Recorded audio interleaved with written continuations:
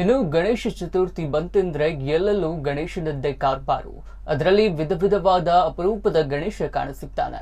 ಈ ವರ್ಷವೂ ಹಾಗೆ ಇಸ್ರೋದ ಚಂದ್ರಯಾನ-3 ಯಶಸ್ಸನ್ನ ಗುರುತಿಸಿ ಗಣಪತಿಯ ಹಿಂದೆ ಭೂಮಿಯಿಂದ ಇಸ್ರೋ ರಾಕೆಟ್ ಚಂದ್ರನೆಡೆಗೆ ಹಾರೋ ಕಲಾಕೃತಿ ಮನಸೆಳೆಯುವಂತದೆ.